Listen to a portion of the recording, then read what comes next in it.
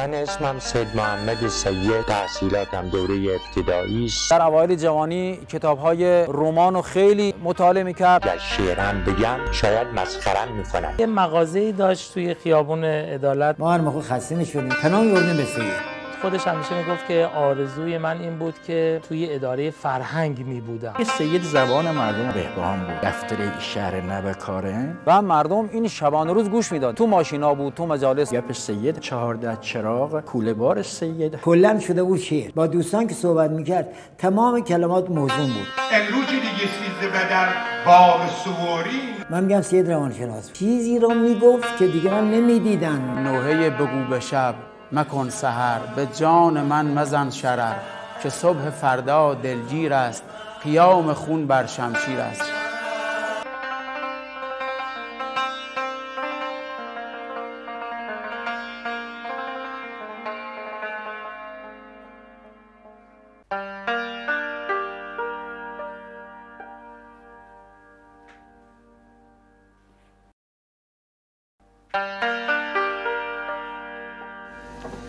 تا جود قالبم مغلوم محمدم،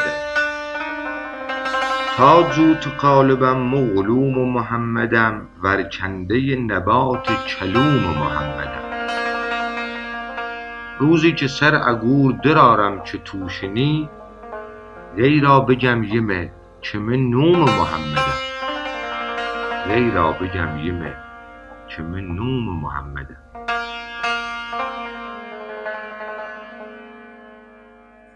مرحوم سید از اوان کودکی علاقه به ادبیات بسیار داشتن. خودشون میگفتن در دوران دبستان برای ما از کلید و دمنه و گلستان سعدی و حافظ برامون املا میگفتن. من اسمم سید محمد سید، از سادات طباطبایی بهبهان، فرزند سید یوسف سید مشهور به سید یوسف عطار. تحصیلاتم دوره ابتدایی است. از ششم ابتدایی هم که تحصیلاتم تمام شد، حالا به هر عنوان یا احتیاج خانواده یا رسم رسومات زمان یا موقعیت زمانی و مکانی، ما از مدرسه بیرون اومدیم و شدیم شاگرد خیاط. یه مغازه کوچیکی داشتن، به کار ایشون هم خیاطی، پیراهندوزی، شلواردوزی و غیره بوده. بعد با توجه به این که کم کم سن ایشون به موقع ازدواج نزدیک میشد و کاسبی اون روزی خورده مسئله ساز شده بود از نظر درآمد، شغل دیگری را انتخاب کردن که مغازه فعلی ایشان، یعنی قبل از فوتشون، الان در همون خیابون عدالت هستش و خرازی فروشی بودش.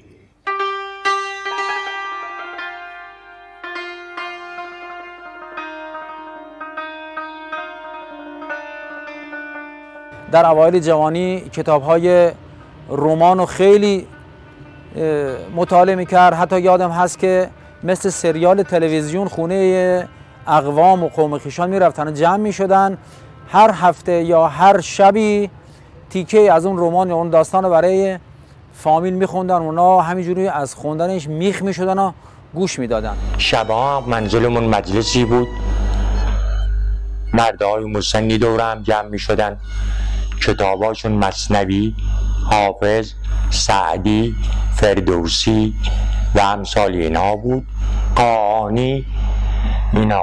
منم کتابخونشون بودم و از همون موقع علاقه‌مند به شعر شدم و میدونستم که اگر شعرم بگم شاید مسخرم میکنن، ولی با وصف همه اینا نوحه‌ای گفتم برای امام رضا. چون شد رضا مسموم از کینه مأمون، بنمود انگور جفا قلب او پرخون. عصر فردا رفتیم منزل آقای خواجه زاده. کل آقای خواجه زاده روضه عصرانه بود. من و اخوی سید علی با هم نوحه میخوندیم. این نوحه رو اونجا با تخلص سید خوندیم. باور کنید به اندازه مورد تشویق قرار گرفتیم، به اندازه ما رو تشویق کردن که همون باعث شد که نوحه بگم از اون به بعد. یه روحیه خیرخواهی و دلسوزی داشت. مثلا من یادم هست بچه بودیم مدام تو خونه ما شبها جلسه بود، غیر از جلسه های مهمانی های خانوادگی یا مثلا به مناسبت های مختلف محرم، سفر یا اعیاد، جلساتی بود که مثلا فرض کنید که مثلا 2 تا حاجی بازاری که 40 سال 50 سال با هم شریک بودن تو بازار، اینا با هم شراکت داشتن، حالا به اختلاف می‌خوردن و بعد می اومدن خونه ما جلسه به اصطلاح امروزی ها شورای حل اختلاف ایجاد میشد و اونجا بود که مثلا می‌دیدید 2 شب 3 شب 4 شب می اومدن حساب کتاباشون رو می آوردن پیش بابا و بابا براشون حل و فصل می‌کرد و به عنوان معتمد و ریش سفید بازار قبولش داشتن. سید شاعر خال لب و گیسو و شعرهای تغزلی و تعشقی نیست، اصلا نباید انتظار شعر عاشقانه از سید داشته باشیم. اما وقتی که به شعر طنز میرسه دیگه دست همه رو از پشت به اصطلاح میبنده. ایشون شاخکاش بسیار حساس کرده بود، در قلب بازار زندگی میکرد، هم خونش تو بازار بود، هم حجرش که حجره چند متری بود در بازار بود و اونجا همه چیز رو در اصل رصد میکرد و به طنز در می آورد و این راز موفقیت این شعر هست. بابا یه مغازه‌ای داشت توی خیابون عدالت توی بهبهان، یه مغازه کوچیکی مثلا در حد 7 یا 8 متر مربع که این مغازه صندلی بابا بود با میزش و همیشه بساط چایی برا و یه صندلی دیگه‌ای بود که این صندلی مهمان بود. خودش بهش میگفت صندلی درد دل.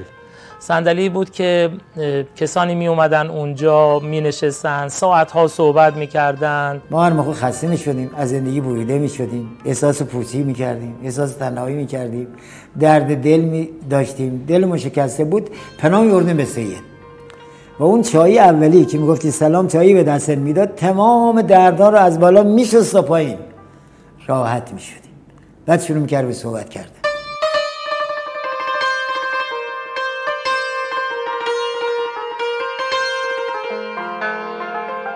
واقعیتش اینه که بابا اصلا گلش گل بازار نبود. یعنی من احساس میکنم که ایشون کمتر از 50 سال تو بازار بود.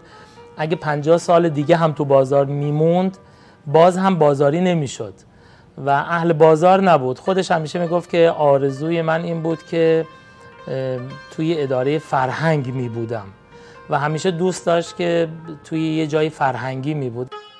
قد دعتی لکلا رخت باغ خوددا کرد پاسا بکسی خود نه یکی و نه دوتا نه فکر یکی یش زحمت محلی بیده حلومی درب ندیده حلومی نیتیده هی که ملپینش خه دلش هوای بیجاو که سر 10 تا کتو بنگوش حسی دعوا که زر دعواش چشالیتش پیفار و بی باغ بو هم توی بی و خبردار و بی.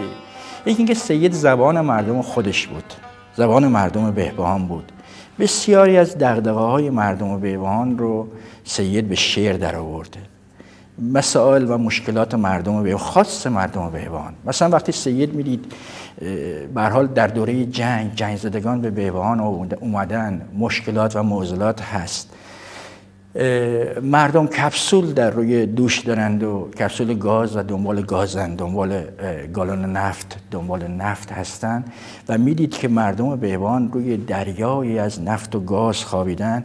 شروع کرد به سرودن اشعاری که مثلا چرا باید به این شکل باشه و شعرش هم تاثیرگذار بود. مرد و زن به ایشون رجوع میکردن و درد دلهایشون در میون میذاشتن. به حق سنگی صبوری بود که مردم رو هدایت میکرد.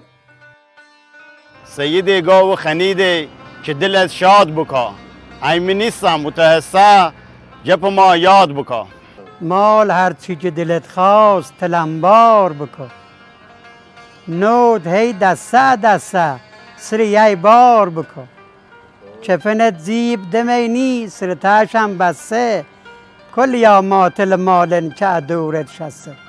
یعنی ما می‌دیم مثلا بعد از این که میگفت مثلا گفتره شهر نبکاره، یعنی بزرگان این شهر اون شایستگی یا لیاقت مدیریت ندارن، بعد از اون اینا به تکاپو میافتادند و می‌بینیم برای گازکشی، لوله‌کشی گاز و تهیه به هر حال موارد سوخت با مردم همکاری میکردن.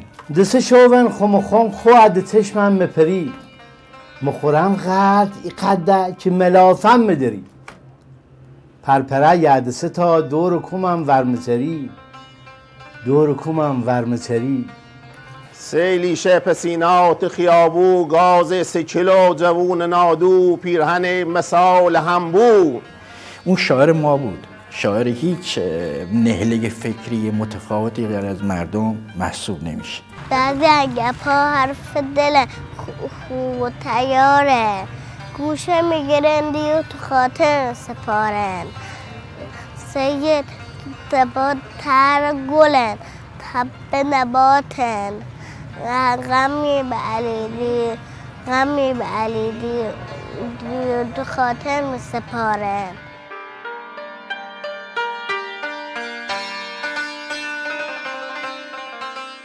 خیلی از چیزها بودن که از زمان بچگی تو ذهن من مورد ایراد بودن. اینا رسومات جامعه، ازدواجها، رفتار با عروسا، رفتار مادر شوهرها و مادر عروسها، اینها همه برام مورد اعتراض بودن.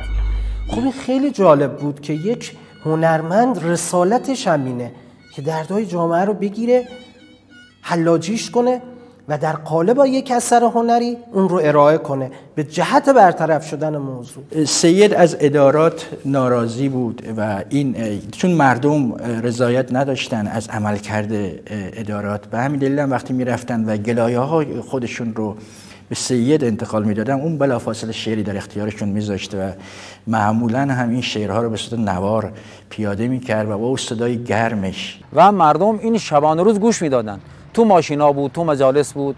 امروز که دیگه سیزده بدر بار سوارین آردی و پوزوزوی خاطر و پوزو و گورین هیتر و فوزیکا دیگه زاگیر و پغورین مردم دم سکتن و فشار و دم چوری معشا دیگه نیسته که بگو هیت کمرگاه امسال دل خشکی میده سیزده بدر.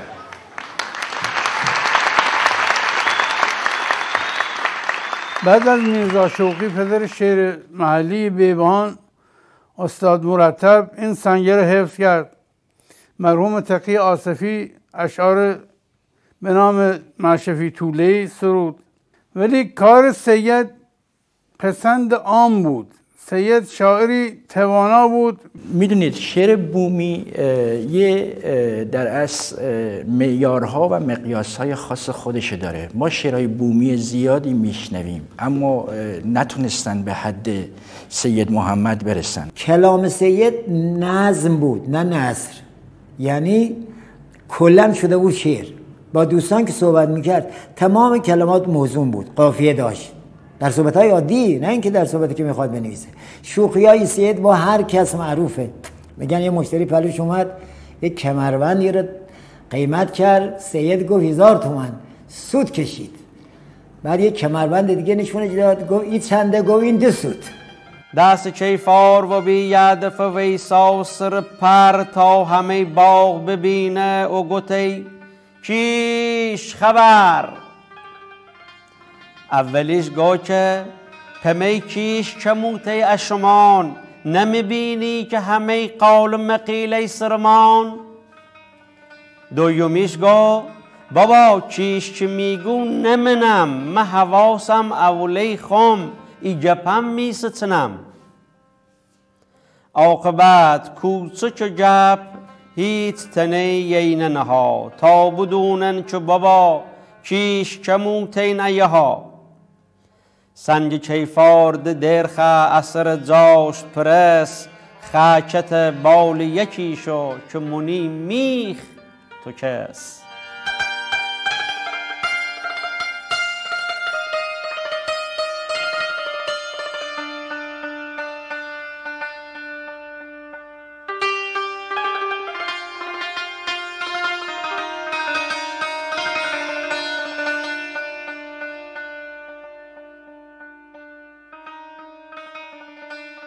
مردم شعرشناس خوبی هستند و همین دلیل استقبال میکنن از شعر خوب. در زمانی که گویی شما علی رو به اضمحلال بود و کاملا داشت از بین میرفت، این اومد اشعارش رو به صورت طنز در آورد، به صورت داستانهایی که خودی ساخته بود و دیده بود، بعضی وقتها عین داستانی را که دیده بود اینو به شعر در آورد، چون مسلط بود بر آداب و رسوم و محله ها و گویش های مردم، خیلی مسلط بود. ماندنی لطت هموم خوشی ترچ و شست، لنج شی سفت ادور قدمیشی می بس. مرد دلاچ امیگا چیست بچشم، سطلای به بلج ککنا هم و وشم. پشتت کوکولت تلواتل بکنم، سفیدو و سنج پاتم بزنم. شعر محلی در اعیاد مذهبی، در مجالس ذکر امام حسین، تو روزه ها، تو مجالس جشن همه عطار برد و این مورد توجه مردم قرار گرفت. صرف شعر بومی گفتنی که شما به بهبهانی شعر بگید یا به بومی گویشی شعر بگید، این شعر گویشی محسوب نمیشه. باید یک سری پارامترها، یک سری مؤلفه هایی رو در اون در نظر بگیرید. مثلا استفاده از آرکایک یا باستانگرایی واژگانی که سید از این نظر یک مجموعه لغات معتبر و مستند بهبهانی بود و اینها رو به درستی در فحوای کلامش به کار می برد. معتقد بود که ما باید به صورت گویش‌های محلی ملفوظشون بهتر از مکتوبه، یعنی خوندنشون از روی کتاب یا نوشته خیلی مشکله، ولی ملفوظش خیلی راحت طرف میشینه و درک میکنه و از این نظر میگفت که ملفوظش بهتر از مکتوبشه. استفاده از تعبیرات و اصطلاحات و تلمیحات بهبهانی باز از ویژگی‌های شعر سید هست. مکانهایی که باید اسمشون میومد، حتی استفاده از تعبیرات عاشقانه خاص بهبهانی. سحر و یاد تو و باد بهار و لب جو، سحر و یاد تو و باد بهار و لب جو، عمر 100 ساله فده یا نفس یاد تو بود. دست ما ای نرسته دومن دلدار بسن، چه دجی یاد خیالی عدل زار نشو. ما چیه عمر به یاد غم غصه بیدیم، خوبیوری و غم و غصه و 100 درد گرو. باد میزون سحر محض خدا رحم بکن، باد میزون سحر محض خدا رحم بکن، چه هوه یاد خیالی عدل زار نشو، چه هوه یاد خیالی عدل زار نشو. عشق و تعصب سید به مسقط الرأس خودش به بهبهان باعث شد که ایشون واقعا به عنوان پرچمدار شعر گویشی بهبهان پس از انقلاب شناخته بشه. ما با 2 حرف ت و الف رفت خواب رو جمع میکنیم، میگیم تا کردم. یه پرتقال رو بین 50 پرتقال انتخاب میکنی، میگی یکی تا کردم. از رودخونه رد میشی، میگی از رودخونه تا کردم. یه پیرمردی رو از خیابون رد میکنی، میگه از خیابون تاش کردم. و نمونه های بسیار دیگری تو لهجه ما هست که من ادعایی که کردم میگم بهترین نظم، بهترین نثر و بهترین سخنرانی میشود با لهجه بهبهانی انجام داد. شاخص شعر دهه 60 سید محمد سید هست که اول بار به خودباوری گویشی رسید. در کتب هنر می نویسن که شعرایمون اول حکیم بودن، اول دانا بودن، اول عالم بودن، اول دردمند بودن، دردشناس بودن. اون چیزها رو می دیدن که دیگران نمی بینه و سید این گونه بود. هر موقع هم که ما می رفتیم صحبت از هر دری می شد، بلا فاصله یک قطعه شعری را که سروده بود، مثل اینکه میدونست ما میریم اونجا چه چیزی مطرح میشه، قبلا پیش بینیشو کرده بودن و همونی که ما مطرح می‌کردیم به صورت شعر در می‌آورد و میگفت. هرچنا بارخر یزدهی پس موهی زلق بخوا حکم زتا دور کنادو چون ایستر خرمی بد ماشین شست سر خر هوش حواس دم قیلو ای تا دم دروازه نرفته اون نمیدو تا خوی تبری خش بگیره سیر سفر کن همه که تو بیره دیشی چم نکرده. مهمترین ویژگی سید اینه که شعراش به صورت یه نمایشنامه اجرا میکرد. معمولا دیالوگ بین شخصیت ها ایجاد میکنه و این باعث کشش نمایشنامهش میشه. معمولا تو دیالوگ هم یک طرف قضیه خانم ها هستن و سید گویی سالهای سال در محفل مادران و زنان نشسته و تعبیرات و اصطلاحات اونا رو یاد گرفته و به موقع اونا رو به کار میبره. در اصل بخشی از شخصیت ها و کاراکترهای شعر سید رو زنان تشکیل میدن. او سنک هولی میده تزاده افشین بغلی زنای پیاده الهام و گلید دوت ساده تفریح کردیم بند زاده. آسر اومد تفریح شد. تک سرخ پسی و ریخیابو نصف ایت هوا و وقت میشو یک گم اگر هوش اسریگون میدو که ادا هنر نوامو 100 دفع زمی خرد و میدو خوصیده مثال مشی دفتو. من یادم هست چقدر این مرد تقلا کرد تا عادت نامناسب مراسم طولانی و پرهزینه عزاداری های مراسم های سوگواری خانوادگی رو تقلیل بده و تونست با استفاده از علمای بهبهان این 40 شبان روز مراسم و این همه هزینه رو به 1-2 روز خوشبختانه که دیگه بعدم هم پذیرفتن. شما ببینید آقای سید اثرگذاریش در رویدادهایی که در بهبهان اتفاق میفته باز اصلا مثال زدنیه. من میگم سید روانشناس بود، من میگم سید جامعه شناس بود، من میگم سید مردم شناس بود، من میگم سید با مردم بود. یعنی سید چیزی رو میگفت که دیگران نمیدیدند. شیرین گفتار بود، چون طنز بود به دل همه می نشست. من میتونم بگم سید صاحب سبک بود، اگر نگم مکتب اما صاحب سبک بود در بحث طنز در شعر. مال هرچی که دلت خواست تلمبار بکن نوت هی دسته دسته سریعی بار بکن کفنت جیب دمینی سرتاشم نیستی کفنت جیب دمینی سرتاشم بسه کلیا ماتل مالن که ادورت شسه سیدی گو و خنیدی که دلت شاد بکن ای من نیستم متحسه گپ ما یاد بکن.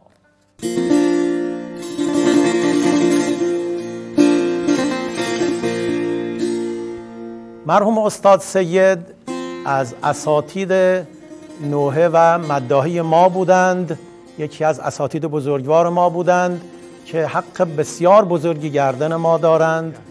بر قله قاف جان علم باید زد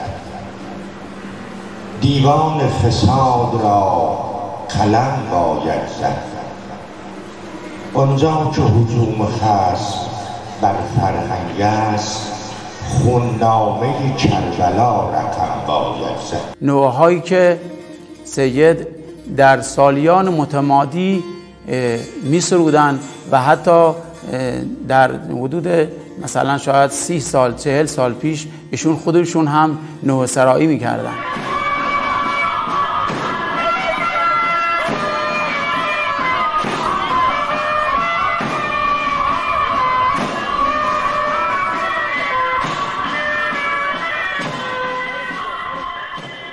نوحه یا کاشفلکر بود که استاد سید برای ما ساختن و الان یکی از نوعهای ماندگاری شده که در اکثر محله ها و دسته های سنتی بهبهان چه زنجیرزنی و چه سینه‌زنی خوانده میشه و تا خود امسال ما در هیئت محل بدیعات جواد الائمه پایان مراسم زنجیرزنی اینو میخونیم.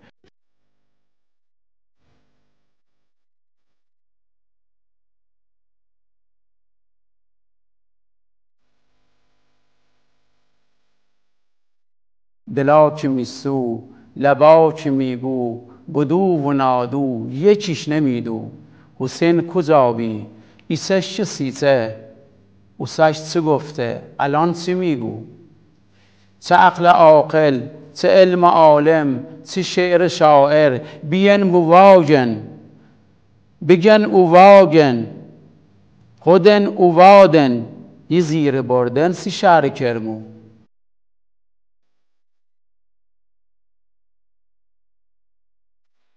ترسم به دلم ماند ترسم به دلم ماند ناگه اجلم آید از آب فراتم چرخ یک جرعه ننوشاند. اینو خود مرحوم سید با اون اخلاص زبان زدی که داشت در هیئت حسنین خوندن. در اداره فرهنگ و ارشاد اسلامی جلسه‌ای برگزار میشه، آقا سید دعوت میشه بیاد، بعد میاد در جلسه که میخوایم یک سوگواره، یک همایش تعزیه برگزار کنیم. ایشون میگه که نه، چرا باید ما بیایم 4 تا گروه هم تعزیه اجرا کنه وقتی ساختاری نیست، وقتی یک انجمنی نیست، وقتی یک تشکیلاتی نیست که از حق این بچهای تعزیه دفاع کنه. ما خب خودمون کار خودمون رو بیرون انجام میدیم دیگه. همون مسئله منجر شد که تعزیه به عنوان یک بخش تاثیرگذار هنرهای نمایشی اضافه بشه و در تمامی برنامه‌ها به اصطلاح حوزه‌های هنرهای نمایشی دیده بشه که خدا رو شکر بعد از دهه‌ها بعد امروز ما شاهدیم که گروه‌های تعزیه زیر مجموعه انجمن هنرهای نمایشی هستن. این چیز در حدود 30 سال پیش، 35 سال پیش اتفاقی که امروز در تعزیه داره میفته به شکل رسمی، ایشون 35 سال پیش فریاد میزد که این اتفاق با حفظ وجهه مردمی تعزیه که دولتی و اداری نشه، تشکیل ساختار کمک بزرگی میکنه به موفقیت تعزیه. سید واقعا با اون ابداعات و نبوغ ذاتی خودشون کارهای زیبایی رو در تعزیه اضافه کردن. یا اگر بخوام از نوعهای فارسی ایشون اسم ببرم، به نظر بنده نوحه بگو به شب مکن سحر، به جان من مزن شرر، که صبح فردا دلگیر است، قیام خون بر شمشیر است.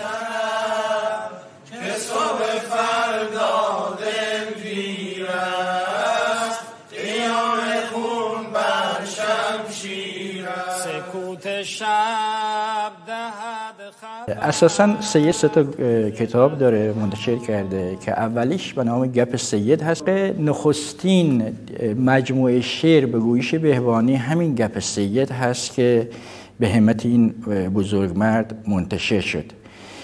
یقیناً پس از انقلاب اولین اثر محسوب میشه.